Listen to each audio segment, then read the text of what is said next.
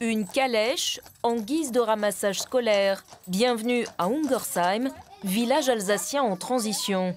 Ici, on tente de limiter au maximum les émissions de CO2, une urgence écologique que les enfants de la commune ont bien intégrée. J'aime bien faire ce trajet en calèche parce que ça économise du pétrole. Si on l'utilise de trop, ça pollue la planète et un jour on n'en aura plus.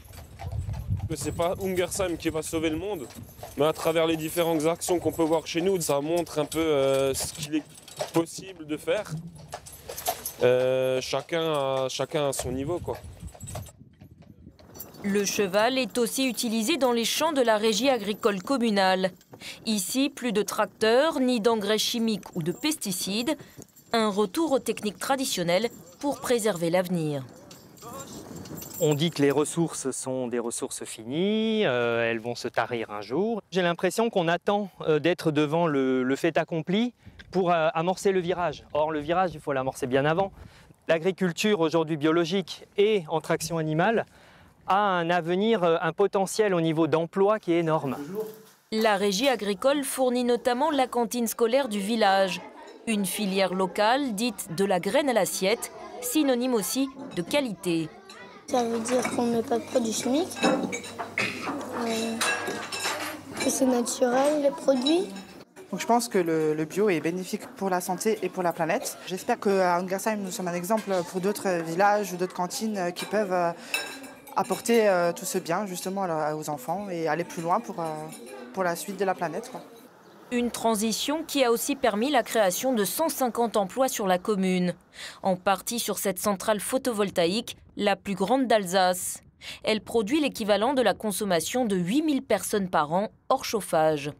Localisée sur un ancien site minier de potasse, elle fait la fierté du maire Jean-Claude Mensch, lui-même ancien mineur sur le site. Cette transition énergétique, on a commencé il y a une bonne quinzaine d'années, voire plus. Il n'y a pas de planification écologique dans ce pays, c'est ce qui est regrettable. Nous sommes un peu les pionniers de l'affaire et puis même, je dirais, au niveau des régions, enfin à tous les niveaux en France, ça manque d'impulsion. Autre initiative du maire, la construction de cet éco-hameau zéro carbone. Clara est une habitante. Sa maison en ossature bois est isolée par de la paille. Et grâce au triple vitrage, plus besoin de chauffage. Bienvenue dans mon appartement dans l'éco-hameau d'Ungersheim. Donc voilà ma cuisine. J'essaye de limiter au maximum les déchets non recyclables surtout. Donc on a du compost, on fait le tri bien sûr, on achète en vrac. On mutualise les courses avec les autres personnes de l'éco-hameau, on essaye au possible. On achète local bien sûr.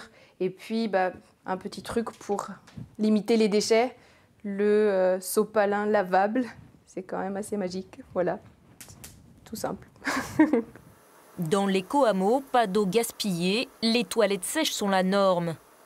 Dehors, les potagers partagés sont cultivés en permaculture et l'eau de pluie récupérée avec une pompe à main. Des pratiques écologiques qui suscitent la curiosité ailleurs en France, mais aussi à l'étranger. Ici, un groupe en visite venu de Suisse. Ça peut paraître comme une utopie, mais en fait c'est possible. On vit comme tout le monde. Je dirais presque en mieux parce qu'ici on a créé des liens très très forts. On s'est retrouvés pour des valeurs qu'on partageait et on a créé des amitiés. Et ouais, c'est une qualité de vie incomparable. Mais à Ungersheim, la transition ne convainc pas tout le monde. Nombre d'agriculteurs privilégient par exemple les techniques modernes d'exploitation. On n'a plus envie de revenir à la binette ni à la traction animale. Pour nous, c'est du passé. Je ne dois pas reconvertir mon exploitation de demain en bio. Embaucher du personnel aujourd'hui, ça coûte très cher. Il faut les trouver, il faut les former, il faut savoir faire. Sur 2400 habitants à Ungersheim, seuls 300 environ, soit 1 sur 8, participent activement à la transition. Mais les résultats sont déjà là.